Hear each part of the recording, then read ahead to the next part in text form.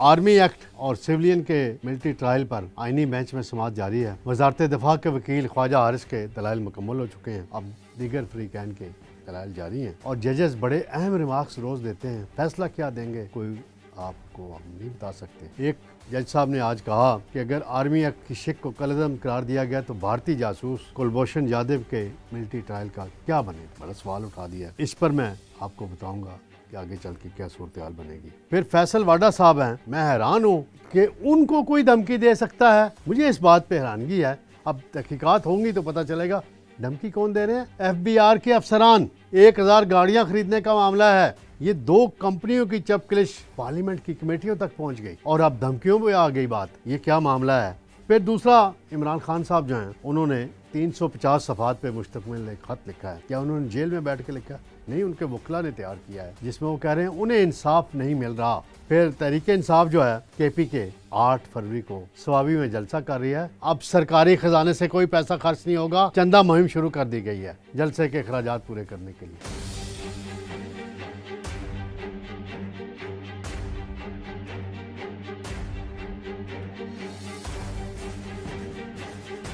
سب سے پہلے میں آتا ہوں ناظرین،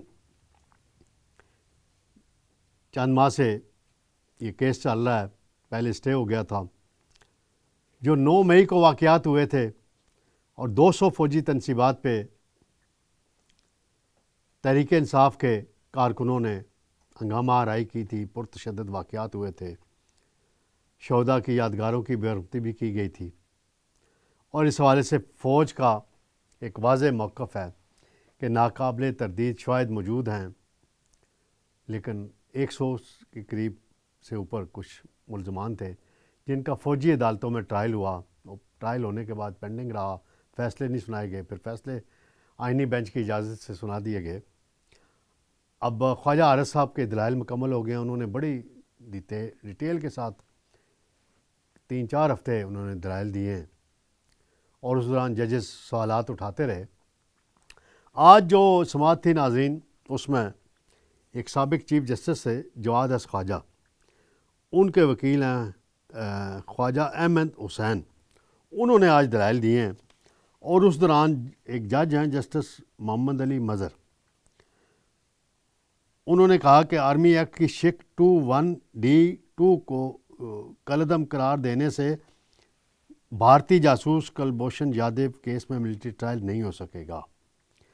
جسٹس حسن اظہر رضوی نے ریمارکس میں کہا کہ ملک کے جو 2 صوبے ہیں وہاں دہشت گردی ہو رہی ہے، اور بتایا جائے کہ اگر یہ شکیں جو ہیں کالعدم ہو جائیں تو ان ملزمان کا ٹرائل کیسے ہوگا۔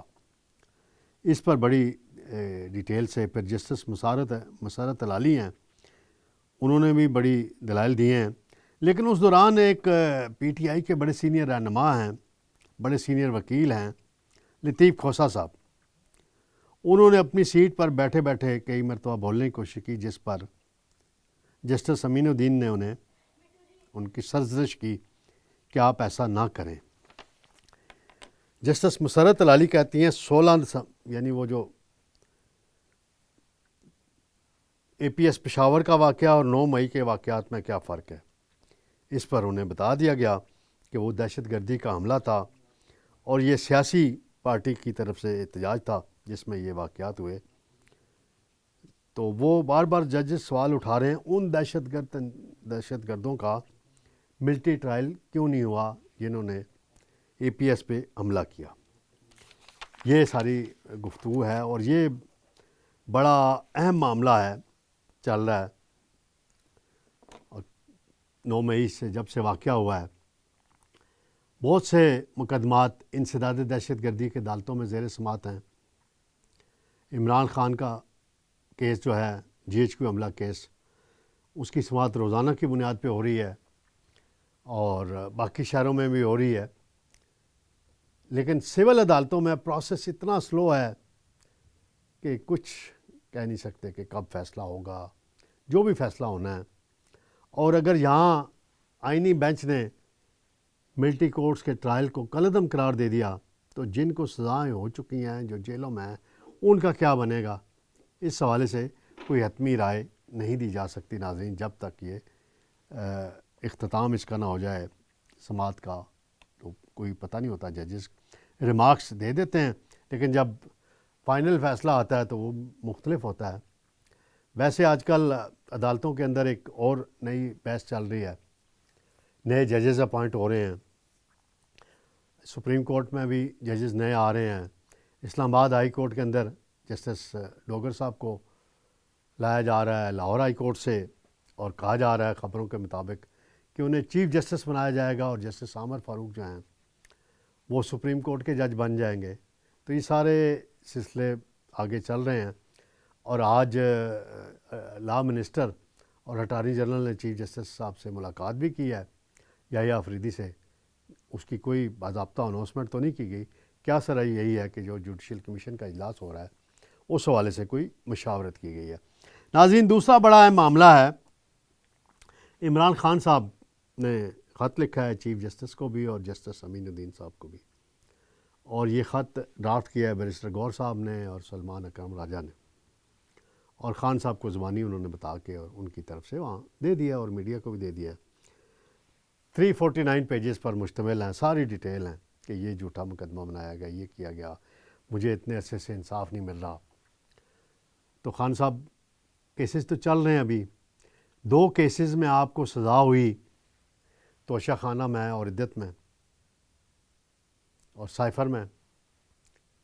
توشہ خانہ تو شفٹ ہو گیا، پھر وہ دوسری اس میں گڑی چوری والا جو کیس تھا ہائی کورٹ نے وہ ختم کر دی.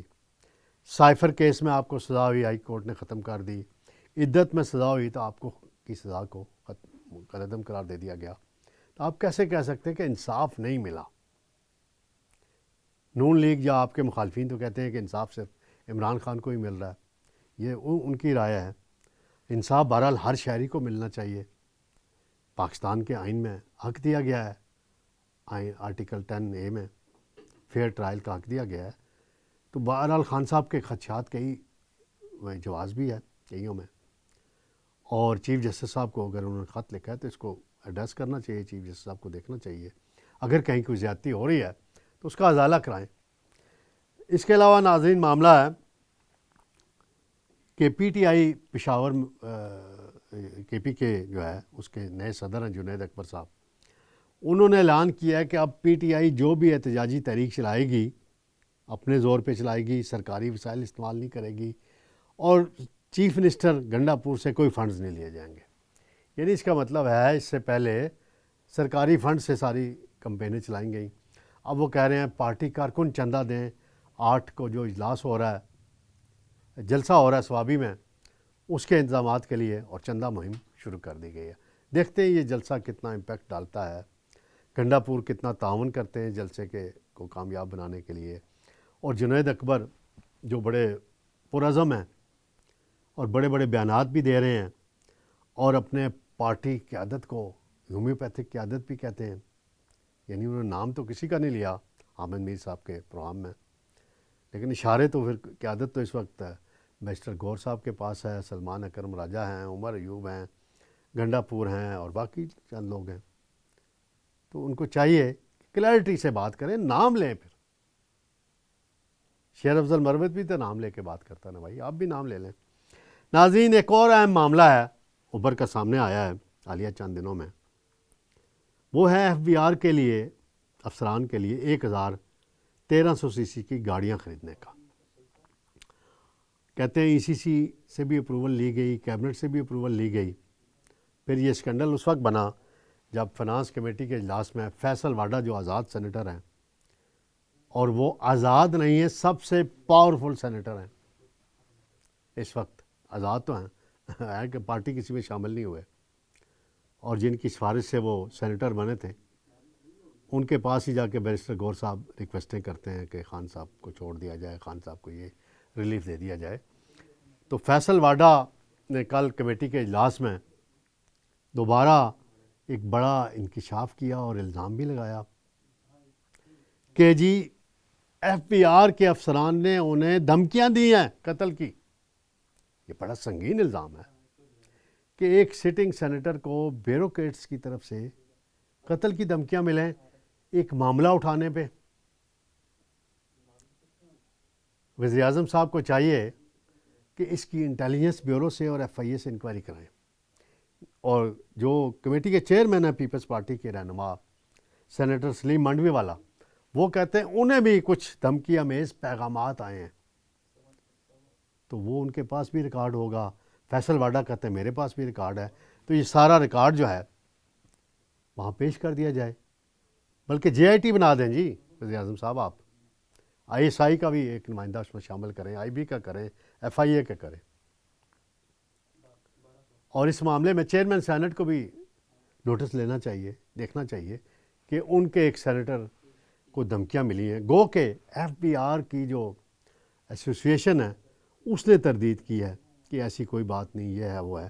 ناظرین، یہ معاملہ عجیب و غریب رخ اختیار کر گیا ہے۔ 1000 گاڑیاں خریدنی ہیں ایف بی آر نے، وہ کہتے ہیں جی کئی سالوں سے افسران کے پاس گاڑیاں نہیں ہیں، ٹوٹی پھوٹی گاڑیاں ہیں، یہ ہے وہ ہے، سارا جو انہوں نے جواز بنایا، کیس بنایا۔ اصل بات یہ ہے ناظرین، یہ 2 گاڑیاں بنانے والی کمپنیاں پاکستان کے اندر،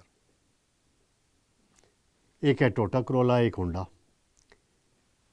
ایک کمپنی کو کام نہیں ملا، ان کے پاس شاید 1600 یا 1500 سی سی کی گاڑیاں تھیں، 1300 سی سی نہیں تھی، اور ریکوائرمنٹ 1300 سی سی تھی، اور ایف بی آر نے دوسری کمپنی کو یہ ٹینڈر کر کے پروسیس کر کے دے دیا آرڈر، اور جنوری میں ان کی ڈلیوری ہونی تھی، ابھی فروری میں، جنوری کے اینڈ اور فیبرری میں۔ لیکن معاملہ اتنا اچھلا میڈیا میں بھی اور پھر اسٹینڈنگ کمیٹی میں بھی، تو یہ کمپنیوں کی آپس کی لڑائی ہے، اور اب ایک وزیر صاحب ہیں، انہوں نے تو کوئی اور کہانی مجھے بتائی ہے آف دی ریکارڈ۔